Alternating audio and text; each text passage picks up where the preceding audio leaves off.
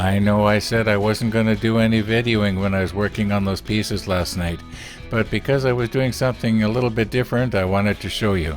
Instead of using that green cloth, I used a little piece of rubber, and it worked a lot better. And I used a dowel just a little bit smaller. Yeah, I eventually got it so it was going quite good. Unfortunately, I ran out. I only had 7 more to do.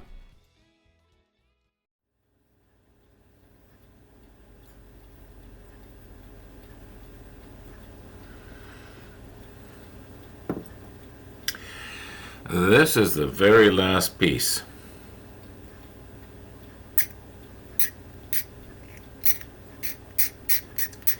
And when I was doing the brackets that are going to be holding these guns in place inside the turret,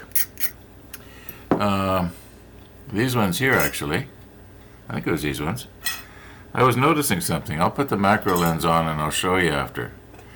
And just let me get this finished first here.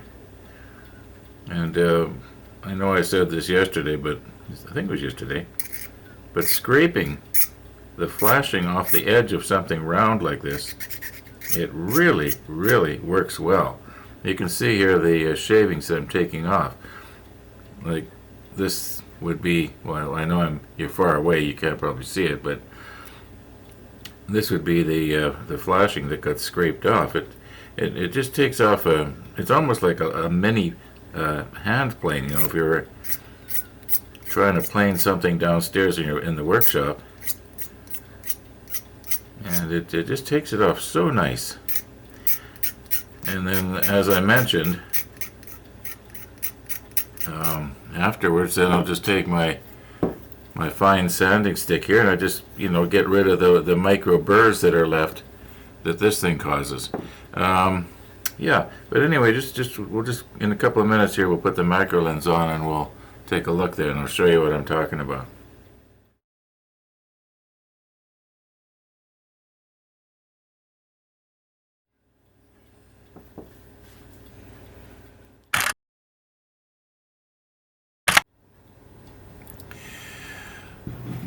Okay, I left the hardest for last. The easiest ones, of course, were these ones. And all I had to do on them was just lay the cutter on the side of it and turn it and squeeze, and I didn't even have to sand or file or nothing. Anyway, I'm going to take the vacuum cleaner and I'm going to clean all this mess up here. And as I mentioned, we'll stick on the macro lens and I'll show you what I'm talking about.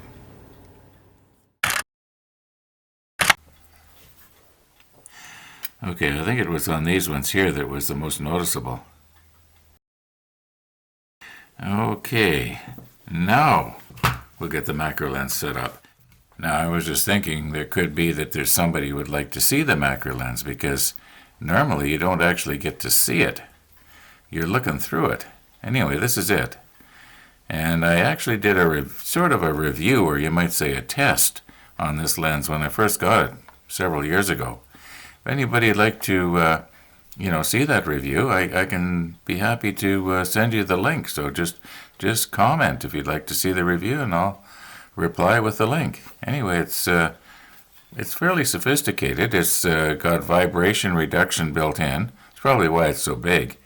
And it will focus, all the way from 1 to 1, which is what you're going to see now, all the way out to infinity. So it's actually can be a small telephoto lens. Yeah. Anyway, enough about that. Let's get it on. Okay. Now, do you notice around the outside here we got some sort of, it almost looks like grease or something? Now, I do believe that this is mold release. I actually have some down in the workshop that I use for something.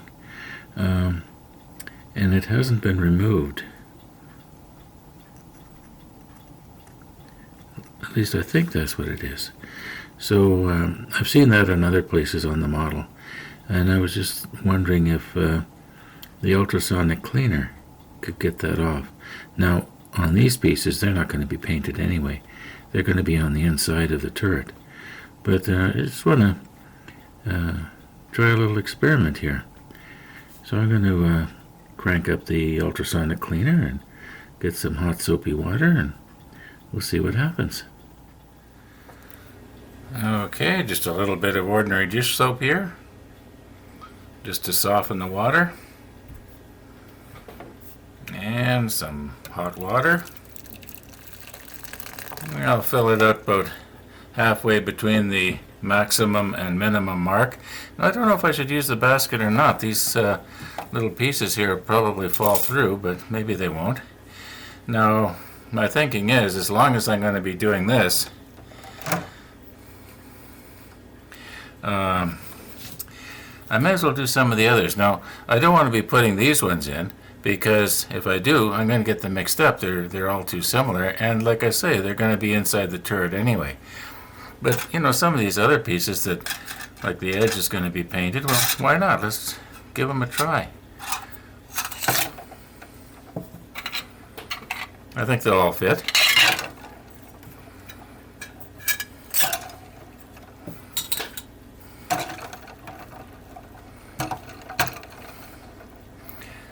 Water's hot.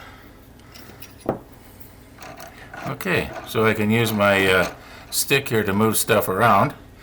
And those four really small ones, like I said, they're probably going to fall through.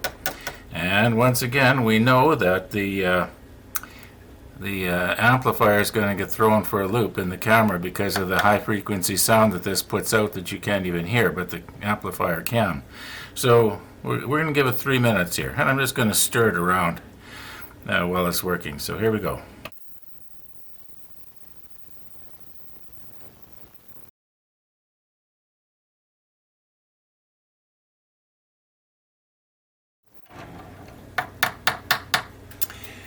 Now, I was noticing that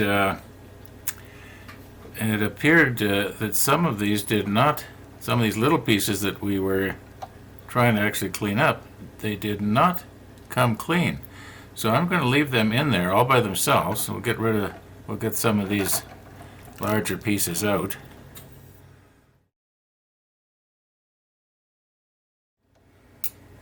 Now, I just vacuumed this brown cloth, so I know it's more or less lint free here, so I'm not concerned about dropping stuff on it. I'll probably end up rinsing these off in just regular water to get the soap residue off. Okay, those four little pieces, they did stay in the basket. They're still there. So we'll just give it a little all by themselves.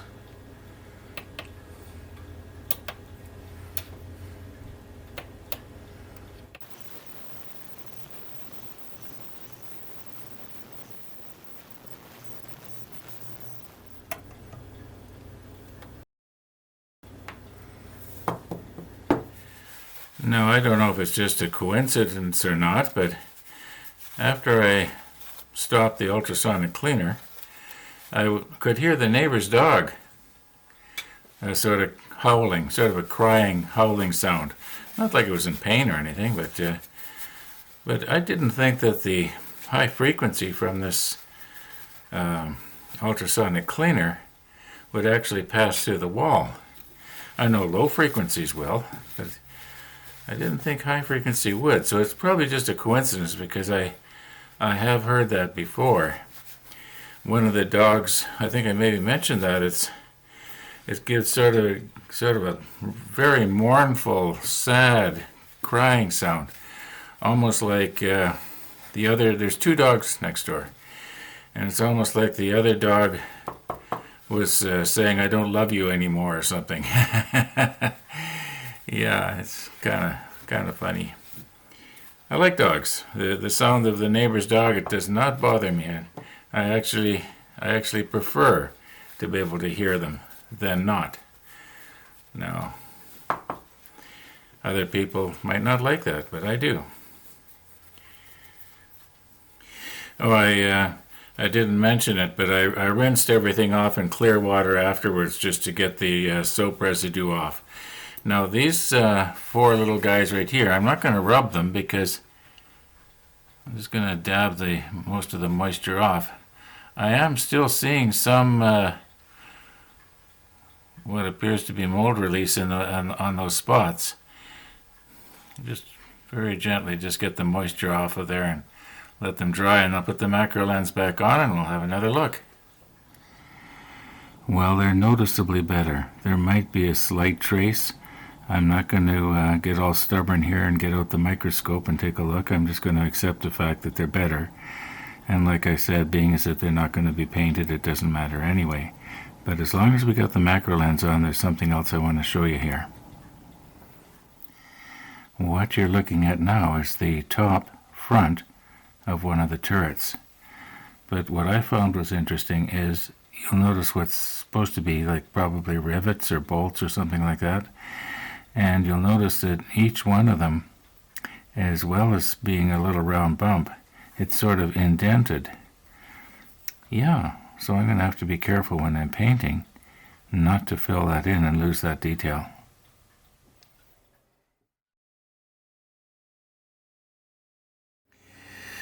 So some of you are probably thinking, okay, Ron, you showed us the macro lens. What does the super macro look like? Well, this is it. It's a lot smaller. It's only about half the size, even though it moves in 5 times closer. And it is very heavy. It is almost glass all the way through. There's an element right at the back, and this is the front element.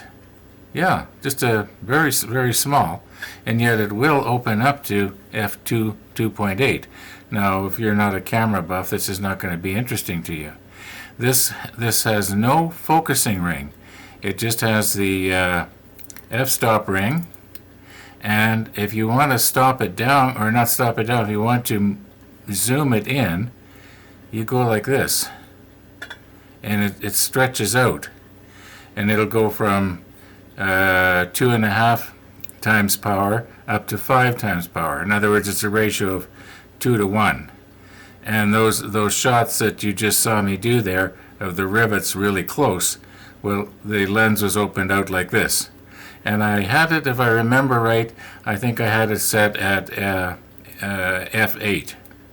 I find that with this lens, if I start stopping it down to like f16, in fact, it'll go a little bit further. That's probably maybe 20, who knows. It's not as sharp, even though the depth of field is a lot better. So I find if I can do my shooting or at f5, 6, or 8, that's just about the best. Anyway, if you're not a camera buff, this is probably extremely boring to you. Anyway, I thought you just might like to see this.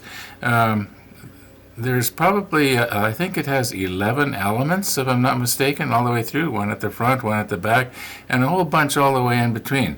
I wish you could feel how heavy this is. It's almost like solid glass. Anyway, that's the super macro. One thing I don't like about it, the lens cap is extremely loose.